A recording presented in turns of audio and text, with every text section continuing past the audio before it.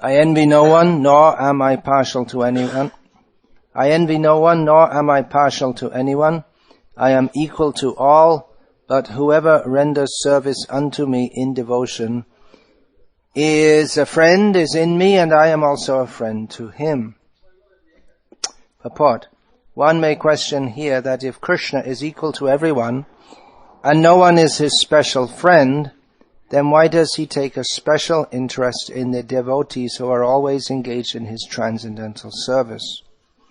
But this is not discrimination, it is natural.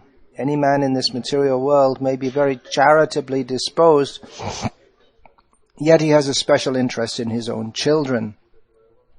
The Lord claims that every living entity, in whatever form, is his son, and so he provides everyone with a generous supply of the necessities of life. He is just like a cloud which pours rain all over, regardless of whether it falls on rock or land or water.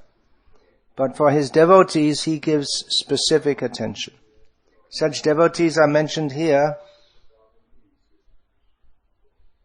They are always in Krishna consciousness, and therefore they are always transcendentally situated in Krishna.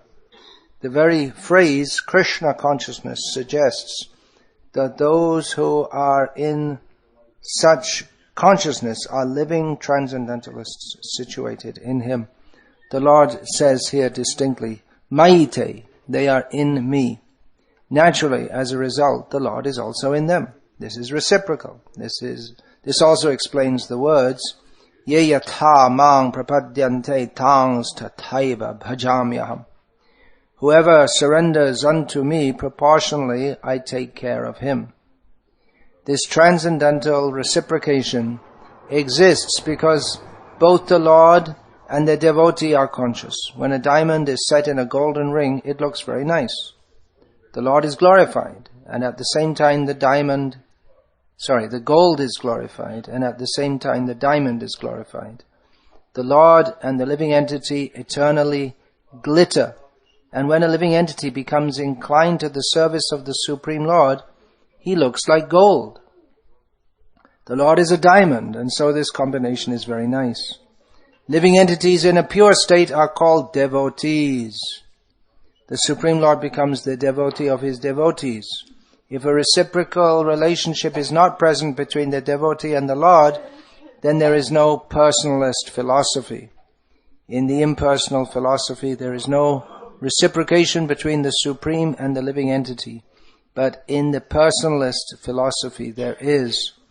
The example is often given that the Lord is like a desire tree, and whatever one wants from this desire tree, the Lord supplies. But here, the explanation is more complete. The Lord is here stated to be partial to the devotees. This is the manifestation of the Lord's special mercy to the devotees. The Lord's reciprocation should not be considered to be under the law of karma. It belongs to the transcendental situation in which the Lord and his devotees function. Devotional service to the Lord is not an activity of the material world. It is part of the spiritual world where eternity, bliss, and knowledge predominate.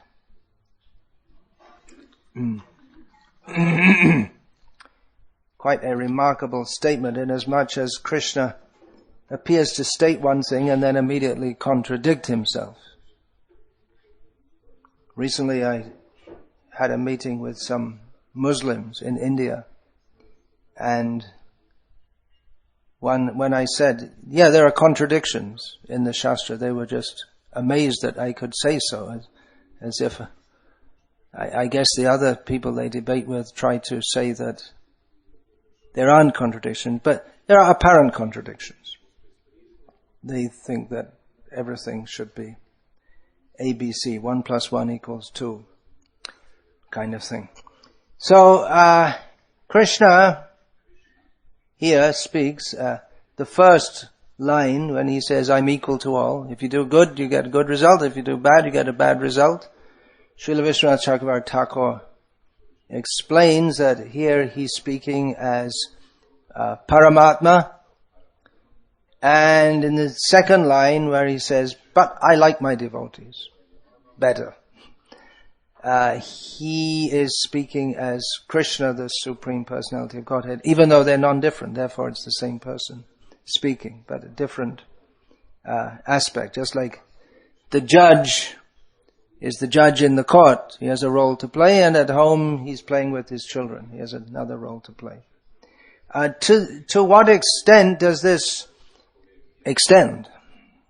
We find in the next verse, Krishna says, Api chet sudaracharo bhajate mam ananya bhak sadhureva samantavya. He says that even if my devotee is extremely badly behaved, still he gets special treatment. So this is quite a departure from the samatha, samoham, the sameness. It's not fair. No, Krishna is not fair. He's not fair in that sense. Of course, everyone has the opportunity to be Krishna's devotee. So how are we to understand all of this? Well, there's various answers to that. We can say by Krishna's mercy, bhaktya mam abhijanati. Who can understand this? Devotees can understand it. Mad bhakta eva janati. The devotees, they can understand. We can understand through Bhagavad Tattva Vigyan. It is Bhagavad Tattva Vigyan. The science of topics of the Supreme Person, Personality of Godhead. That is the subject of Srimad Bhagavatam. What the basic principles are stated in Bhagavad Gita, and in detail that is given. In fact, this question comes up and forms a whole section of the Bhagavatam, that how is Krishna, he's supposed to be, or Vishnu, he's supposed to be fair to everyone. How is it that it appears to be partial to the demigod? So this is explained in detail in Srimad Bhagavatam. Bhagavad Tattva Vijnanam Mukta Sangasya Jayate. We're in the Bhagavatam, we're enjoined to study the science of God as given therein, by which we can be freed from all material association. So in discussing all these technical points, we may think, well, it's just some kind of intellectualism, and why don't we just chant Hare Krishna and be happy? All this is too complicated, but we're enjoined to understand that it's not just some intellectualism, but it affects our whole practice of Krishna consciousness. Without understanding all these points, then we're likely to, what will happen? Without understanding, then we won't get the result of mukta sangasya jayati, of being relieved from material association. We'll remain within material contamination. Or even if we only chant Hare Krishna, Cheto Darpana Marjanam, the cleansing comes by chanting Hare Krishna, but that cleansing is effected more effectively by also hearing and understanding these points. So technically, understanding all these points is called Siddhanta. Siddhanta balaya chitte nakaraha alash iha hoite krishna lage surira manash. Siddhanta means the conclusion, the proper understanding, and in more technical terms in Western theology, that would be called the Siddhanta of a sampradaya is the orthodoxy.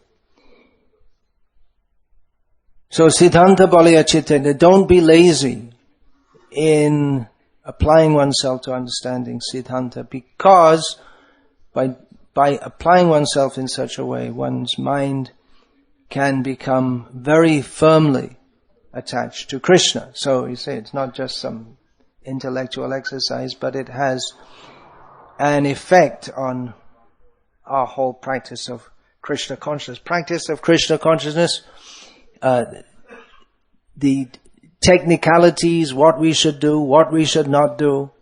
There are do's and do-nots. It's not just chant Hare Krishna, but there are many rules to be followed. Some basic rules are given in Bhakti Rasamrita Sindhu, 64 items of do's and do-nots. That is called Bhakti Sadacha. Sadacha means proper behavior. Sadacha is required for all members of Vedic culture, and particularly those items which relate to devotional service are called Bhakti Sadacha. So the two things are interrelated. Actually, if we understand the essence of Siddhanta, the essence, what is that? I'm an eternal servant of Krishna. Krishna is the Supreme Personality of Godhead, therefore I have to serve Him. Then everything else will follow from that. All good qualities. Yasyasti bhakti bhagavatya kinchana sarvaya gurnais tatra samasate suraha. In the person of a devotee, all the godly qualities automatically develop. That is sincerity. To accept that I am a servant of Krishna. And from that, humility, detachment, determination, all good qualities arise simply from accepting that I'm a servant of Krishna and I'm meant to serve Krishna. So, sadacha, or proper behavior, that follows Siddhanta. And although we may not fully understand the Siddhanta, because apart from the basics there are many details, just like this point.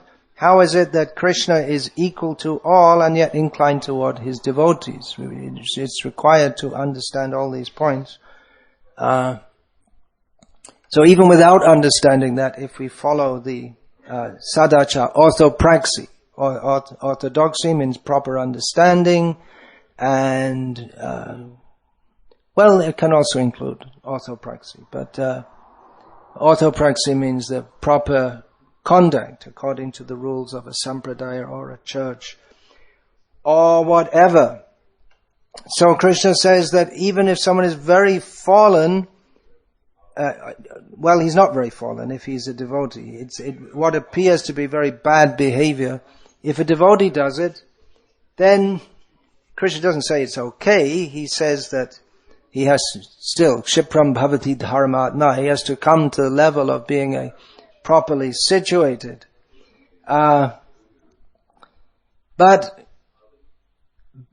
basically his position is proper, even though he doesn't exhibit that. So this may appear to be very, very biased. Just like materialistic people, they say our people are good and those others, they're not good. Croatians are good and Serbians are bad. Why? Because, I'm a Croatian and Croatians are good. And this person is bad. Why? Because he's a Serbian. There's no real rhyme or reason or logic. It's just mundane identification. I'm just giving that as an example. It has nothing to do with Croatian-Serbian rivalry. So it may seem that Krishna himself is being sectarian, small-minded, materialistic. For others, I'm fair. But for devotees, I have special dispensation. And for the non-devotees, they get the committed non-devotees, namang dushkritino murha prapadyante naradhamaha maya parita jnana asurang bhavam ashritaha. The non-devotees, they get categorized as rascals, as foolish rascals, lowest of mankind rascals, apparently intelligent but actually stupid rascals, and just complete out and out rascals. So that's what Krishna says about them. And he has other things to say about them too. Avajananti murha manushing tanamashna. They don't accept me to be who I am. It may appear to be just some some nasty, small-minded, petty-mindedness. It may seem like that. And what is that? If a Croatian does something wrong, then that's okay. If a Serbian does something wrong, well, that's very bad. We tend to magnify the qualities of those who we are partial to, and to to neglect the qualities or try to explain away or minimize the qualities of those who we don't like. And we try to downplay the faults of those who we are partial to, and magnify the faults of those who we are not disposed to. So in devotional service it seems to be like that also. Anything any Mayavadi does wrong, Karmi, Gyani, Yogi, Mayavadi, materialist, atheist, even Vaishnav, Babaji, or Sahajiya, or someone who was in ISKCON, now they're not in ISKCON, and whatever they do is bad. There can't be anything good in it. And then our devotee does something wrong. But anyway, he's one of us, so don't say anything wrong. Vaishnava Apara, Prabhu. So it seems we're also very partial, following Krishna. So what is the standard actually? What is this? Is this transcendental? Srila Prabhupada, he says the devotee is always transcendentally situated in Krishna. So what's so transcendental about all this? What is the standard of good and bad? That is then we come to philosophy again. Bhagavat Tattva Vijnana. So the Muslim will say killing cows is good. The Hindu will say killing cows is bad. The Muslim will say eating pigs is bad. And some Hindus say, well, it's okay. So what's the standard? What is the standard? Well, by Bhagavat Tattva Vijnana, it's after one goes through all the Vedic literature, which may take many lives, or if one gets the shelter of a Mahabhagavat Vaishnav Guru, then he immediately can understand Krishna's tu Bhagavan Swayam. Krishna is the standard. What Krishna says, that is correct. Why? Well, there's so much evidence of why here in Srimad Bhagavad Gita, Matah Parataram Nanyat Kinchidasti Dhananjaya. No one is greater than Krishna. Yang Brahma Varunendra Rudra Maratastan Vanti Divyaistavaihi. All the great demigods, they offer prayers to Krishna. Krishna is the standard, and what Krishna says is correct. Why? You can't, there's no way of asking. You don't have the right to ask why. Well, we can ask why in the sense of how are we to accept this, but we don't have the right to challenge it. We're insignificant. We can't challenge that universal order. Fortunately for us, Krishna is kind, even to the non-devotees. It's not that he's unkind to the non-devotees, but his kindness is particularly reciprocated with the devotees because they know how to respond to it in the proper way. Whereas non-devotees, if you give them some kindness, they'll misuse it. Just like Hiranyakashipu, he got the boons of what in his mind was immortality. So he could have used that to, with his strength and his apparent immortality, he could have used that to do good to others, but instead he used it to exploit others. Whereas a devotee, if he is blessed by Krishna with special abilities, he will use that. Sarva bhuta hite rata. He will use that for the benefit of others. He is a non-exploitive mentality. So there is reason also to what Krishna says. It's his personal inclination to be kind to his devotees, just as Srila Prabhupada gives the example here, a father is kind to his children. A philanthropist, is kind to everyone, or tries to be, although it's not possible to be unless one is actually Krishna conscious. Philanthropist or altruist has the idea to be kind to everyone, but still he has his own inner circle who he particularly reciprocates with. So that's one point of understanding. Another point of understanding is throwing pearls before the swine, that if non-devotees are given lenience, that a devotee is given, that if he is a sudurachari, a very badly behaved person, and he's not checked or punished, then for him it won't be Shipram Bhavati Dharmatma. He won't quickly come to the righteous position. Rather, he'll indulge and become worse. So it's good for a non-devotee to be punished by the laws of material nature for himself and for the benefit of others also.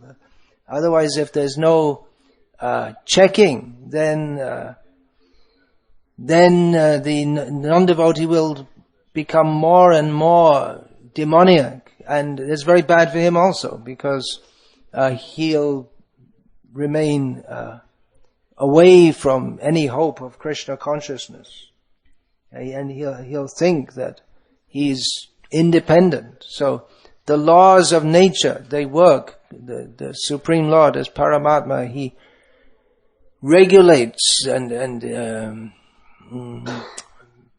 he actuates the laws of nature for the good of everyone.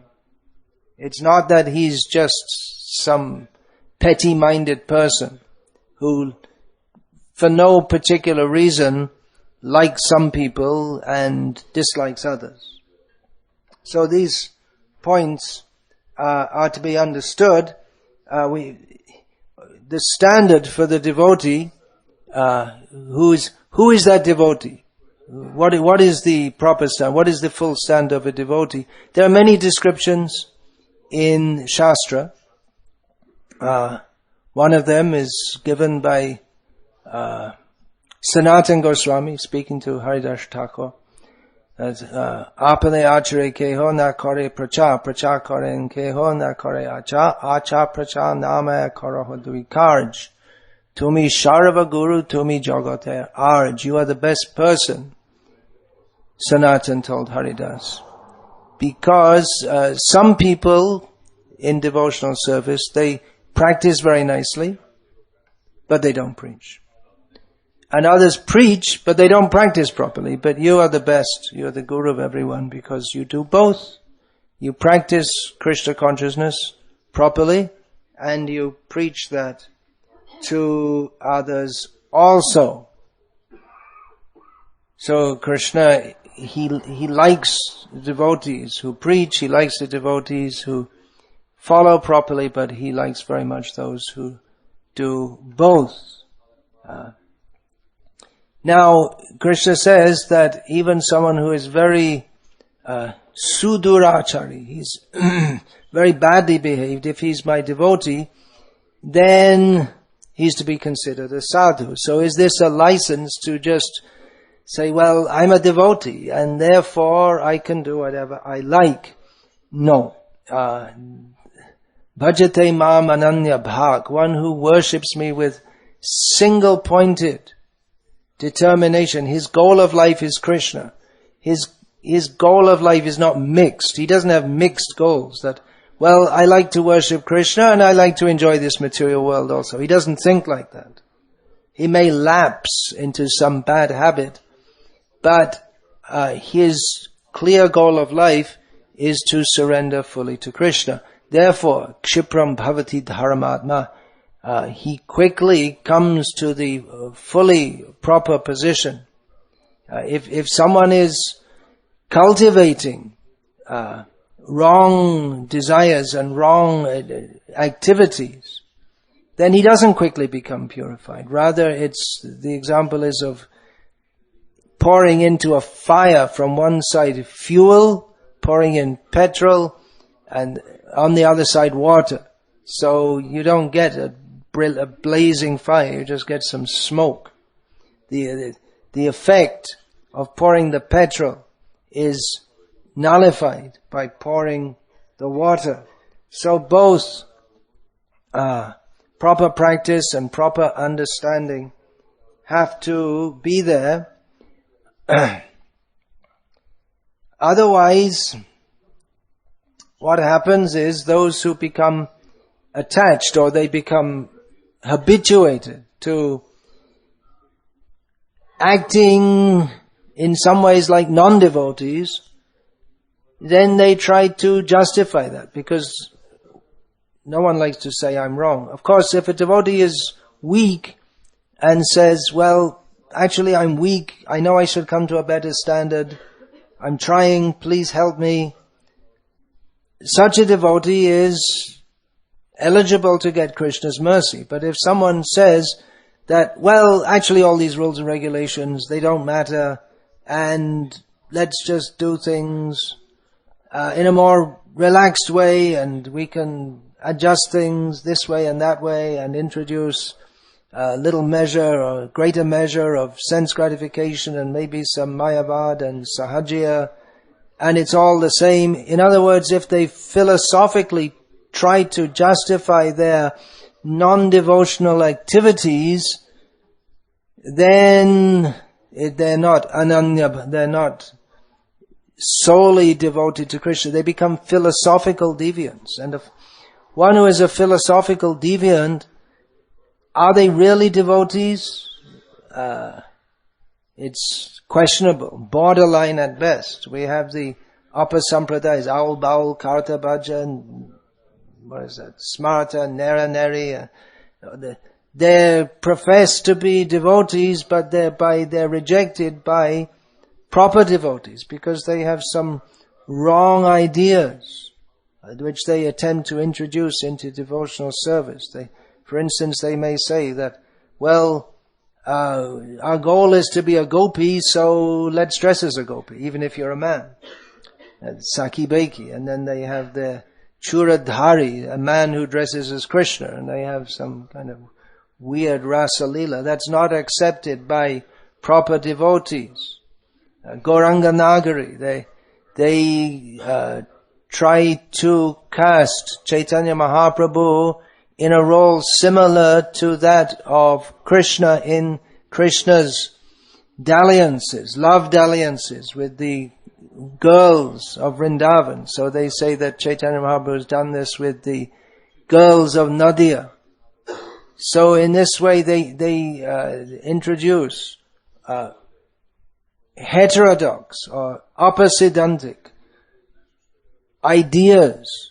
And are they devotees? Well, they profess to be, but they're rejected by devotees who are properly in the line of Chaitanya Mahaprabhu.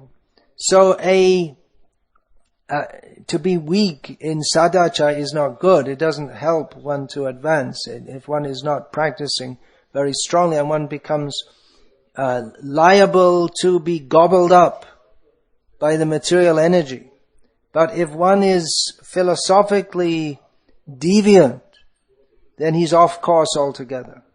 If someone is not following properly, he can be rectified quite easily and brought back to the proper path. But if someone is philosophically deviant and they justify and they make various arguments, even in a very learned way, citing Guru, Sadhu and Shastra, but to try to justify a position which is not in line with Guru, Sadhu and Shastra, then they're going off in such a way that they're leading people away from the proper path of devotion. Of course, we may say, well, who is to decide all these things? And ultimately that will be decided by, if there's any debate, then that will be, if it's not decided in the course of time, well, that may be decided by the material energy in aprapyamang nevartante mrityu sangsara vartmani. Those who do not remain faithful in the path of devotional service, they have to take birth again and again. Or the great acharyas, they come and resolve issues. Issues that have been going on,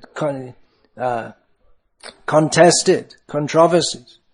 This, in the history of our sampradaya, there was great debate over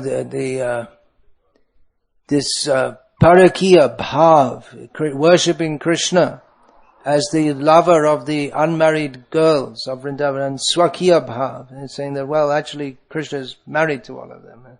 So Vishwanath Chakravarti Thakur, he settled that matter, and that has since then been the orthodoxy, the proper understanding of our sampradaya.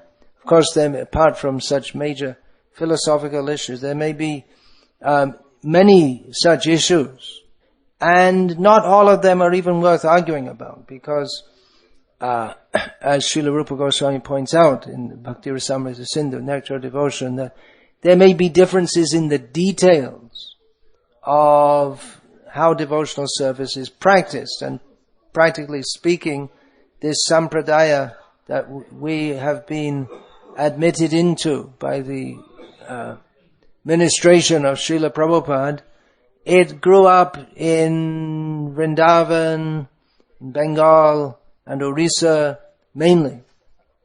And there were various gurus who were all individual persons, and they taught in various ways, and and there may be some differences in their mode of practice, but as long as the basic understanding is the same, then they're accepted as devotees. But if they introduce something which is seriously different from that which the acharyas have deduced, then they become rejected as deviants.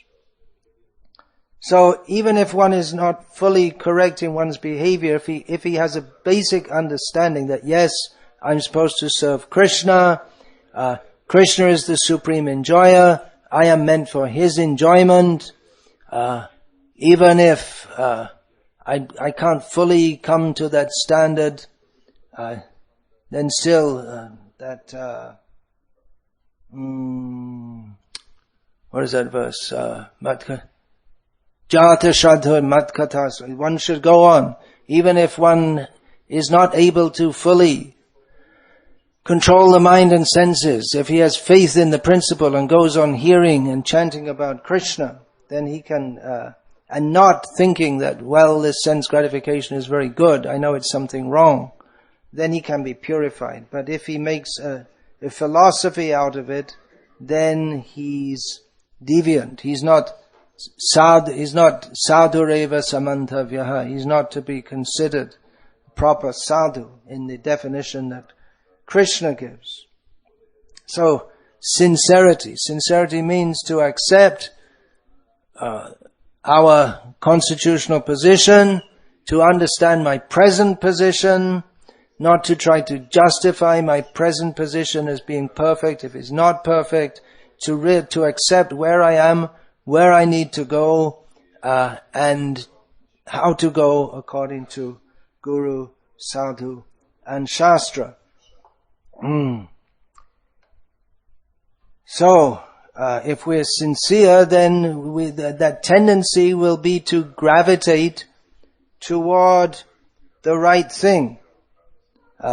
Even without understanding, without trying to investigate all the arguments and sub-arguments of various issues, by the grace of Krishna within the heart, then he will understand, yes, this is proper, we should go this way. This person, he can talk very nicely and seems to be very learned and this and that, but something wrong there. I have to be a little cautious. Let's associate with these devotees who are following the simple, basic program.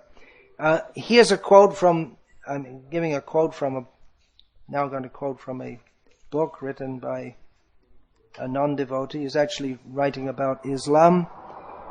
He wrote, human nature is multifaceted. Every individual is subject to an uncountable number of influences during his lifetime. It is usually impossible to isolate with any certainty the real causes that moved anyone to make a particular choice. The terrible imperfection of people who have followed the Jesus of the New Testament is a clear indication that good ideals do not translate smoothly and easily into good actions. Nonetheless, flawed ideals are certainly less likely to do so. That's why it matters what one believes and why the differences in belief systems are so important. Did you all get that? It's a good observation. That he's speaking from a Christian background, it seems, that admitting that many people who claim to be Christians have acted in ways which are clearly non-Christian. So he says that's a clear indication that good ideals do not translate smoothly and easily into good actions. In other words, to have the right idea of what we should be doing doesn't necessarily mean that we are doing the right thing. Nevertheless, flawed ideals are certainly less likely to do so. In other words, a Christian might act as a butcher, although he's not supposed to. I mean, I'm talking about a butcher of human beings here. But someone who has a philosophy that it's good to, for instance, still all of Europe is as if traumatized by the Nazi regime. They can't get it out of their heads. Even people who are born after the reign of Hitler, it's deeply in the European psyche. It's because he had a openly stated philosophy, if you want to call it like that, well, certain people, they're better dead than alive, so let's kill them. That's one way of putting it. So someone who has a philosophy that, as Jesus taught, that love thy neighbor as thyself. If someone strikes your cheek, turn the other cheek. When the Roman centurion, what was that? They cut off the ear, and then Jesus put it back. No, one of Jesus' followers cut off the ear of a Roman centurion in the Garden of Gethsemane, and Jesus put it back.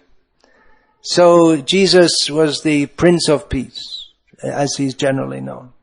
So if you have that philosophy, it's thought that you should be less likely to be a monstrous kind of person than one whose philosophy is monstrous. And actually, out of Christianity, some saintly-minded people have come, as Srila Prabhupada himself recognized St. Francis of Assisi, for instance.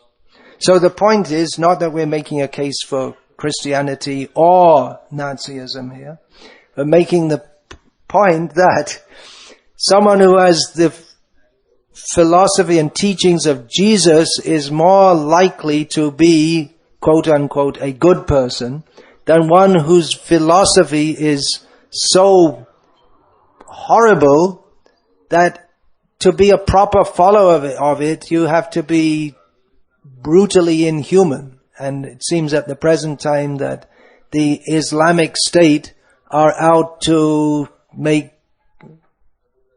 Herr Hitler look like a nicely behaved young boy. So it's inbuilt into the way they teach, and we're laughing here, but we hope they don't sweep up from there. It's not so far from there's Turkey, and then then there's Greece, and then there's Serbia.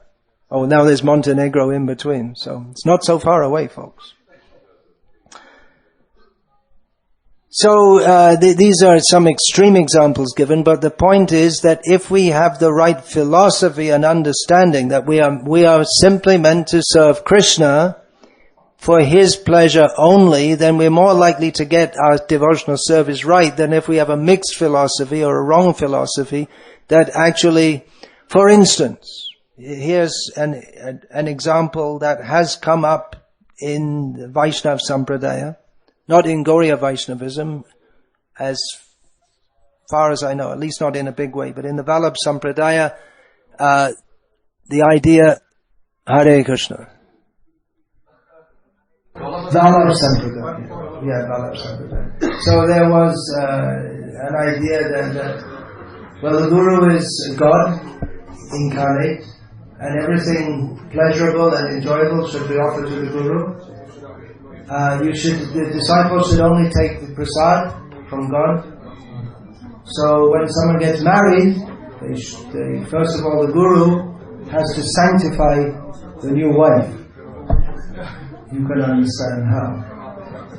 So that is an example of the misuse. You can understand how if you're more than 6 years old, probably 10 years old when I was a kid. So if we're very innocent, we might not understand. So that's an example of a misuse of the pure Vaishnava philosophy that's meant for bringing us up to the highest level of selflessness and dedication and love of Krishna, which is misused for someone's gross carnal desire. And actually, in the 19th century, because there was one newspaper reporter in Bombay who was making propaganda against one Vallabh Sampradaya guru, and the Vallabh Sampradaya made a court case against him, a libel case. He said, "This is divine. This is our right."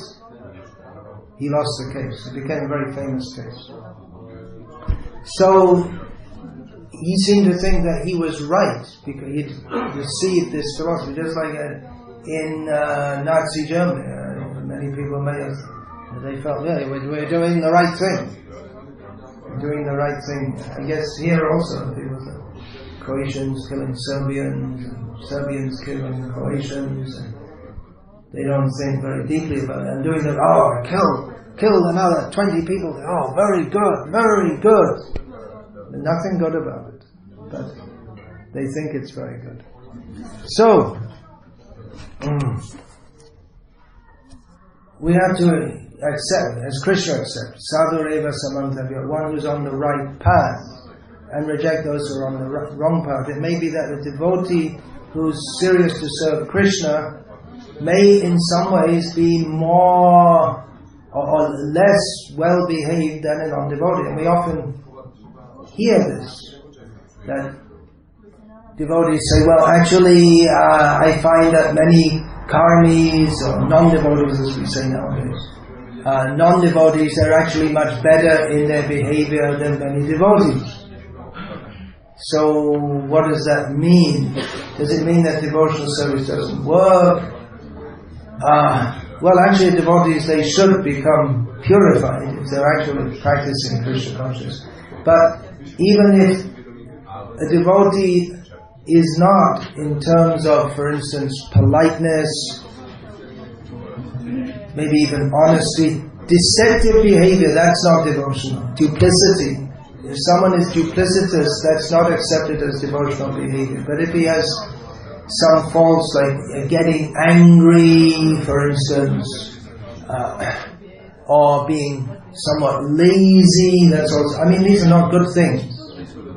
But if they're manifested in a person whose goal of life is to give themselves fully to Krishna, that person is still better situated than a non-devotee who by culture is polite, honest, and so on. That may seem wrong to say that, but the non-devotee is on the monorath, on the chariot of the mind, and he's good now and then he may become bad later, and then again we see many people who joined the the Serbian army against the Croatians, or the Nazis. They were all, many of them were very decent, good people in their life before all of this, but they were misled by that philosophy. So devotees shouldn't be misled. Devotees should understand what is the proper position and not be misled by materialistic philosophies. Just like in Russia, there's some devotees saying that, well, we have to kill the demons, those Ukrainians. We have to go and fight with them. And we have to go and kill them. Yes, devotees. We're Russian first and devotees second. Yes, it has been stated. So they didn't understand what is Krishna consciousness, and they're not properly situated. They don't have a clear understanding of who we are and where we're going and what we're supposed to be. And I'm not going to finish this. What I have to say. So I'll finish there, and I'll save the rest to another session. No time. So any questions on this? Yes, please. You won't get the alternative mic because, well, even if you do, it's not going to work. Yeah, you speak to me and I'll speak it back. Srila Prabhupada gave the statement unity in diversity. Srila Prabhupada gave the statement unity in diversity. Yes. It also seems like contradictory. It seems contradictory. And they seem to be contradictory terms. Could you please? Well, not necessarily. There can be.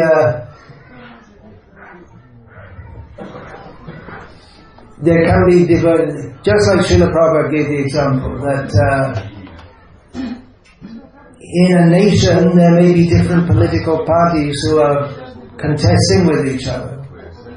But when it comes to fight an outside enemy, then they join together.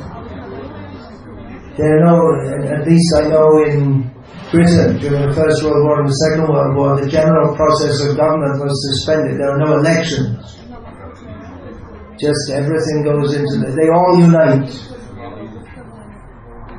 So there's an example. That we may be diverse in our approaches to serving Krishna. We may even disagree, but the aim is to serve. We're united in the aim to serve Krishna. Of course, that doesn't mean that every approach is accepted as being a proper way to serve Krishna. But from that example, we can understand that there must be diversity. Otherwise, it's boring. If everyone was just polite and mild and cooperative, it'd be a very boring world, wouldn't it?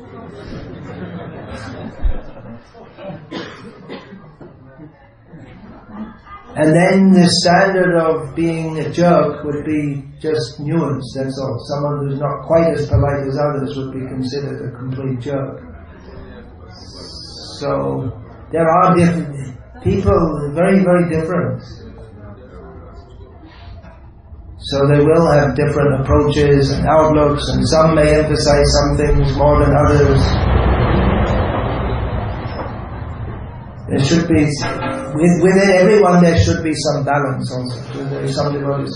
No, you only have to do Harinam, only Harinam, only Harinam. Okay. Well, there's also regular temple programs and cleaning the temple and distributing prasadam and so on. Distributing prasadam, the only thing they can think about. Everyone's going to distribute. There can be even book distribution. You have to see. There are other programs also. It's no doubt Srila Prabhupada gave most importance to that. But if we think that's the only program that everyone should do, and there's something wrong if everyone's not completely, totally fixated. What are they doing? Worshipping the deities. They should be deity worship. And so that becomes imbalanced. So diversity is required. Another example Srila Prabhupada gave of different flowers. Someone who's expert, they can arrange them nicely to make a nice bouquet.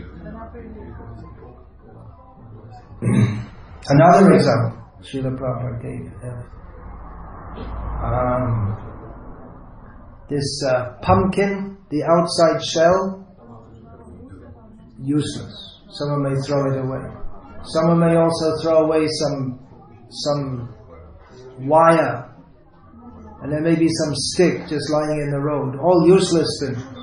But if you put the stick and the pumpkin shell and the wire together in a certain way, you get an ekta, ding ding ding ding ding ding ding. So someone, Srila Prabhupada himself exemplified that. He brought together useless people, and I believe he gave this example in relationship to himself, and brought them together in a way that they could serve Krishna.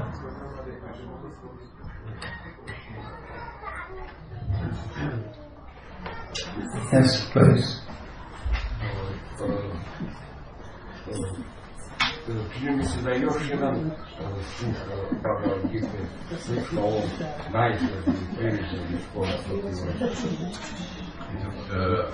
think that one more verse in the Bhagavad Gita has this apparent contradiction. The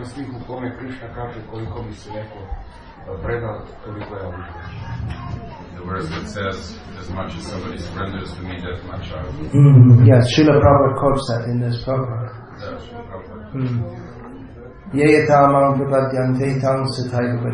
Krishna speaks about this elsewhere in Bhagavad Gita also.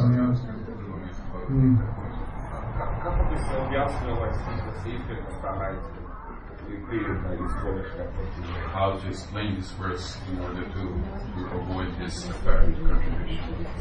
How to explain this verse in order to avoid this apparent contradiction? How to resolve this? Well, how to explain it to resolve the apparent contradiction? Well, I try to a little bit give some examples during the lecture.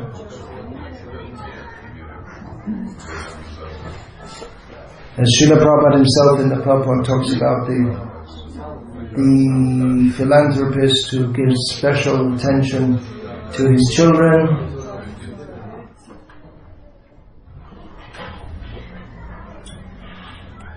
You look doubtful.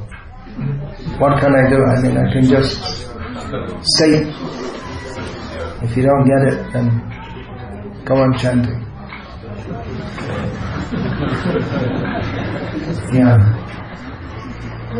Yeah, okay. Just one more question. Yes, please. Maharaj, can you explain that Lord Krishna in a final battle between Bhima and Duryodhana, he showed Bhima to strike on Anpar and broke the Kshatriya code that he should strike Duryodhana on Anpar. Krishna induced Bhima to break the Kshatriya code by striking Duryodhana below the hip, which was the Kshatriyas, they won't even think of defending themselves in that position because they don't expect the opponent to strike them. Well, that's not the only thing. There are so many things. If I have time, I'll discuss that more in another lecture. That's not the only thing that Krishna did in the battle of Kurukshetra, which seems to be wrong. And then he immediately become angry as Lord Valar and very much on Bhima, although Bhima is his devotee also. And then same night. It's a bit much for a 2-minute question slot at the end of the class. So we'll finish then. Hare Krishna. All praise to Lord Krishna. Hare Krishna.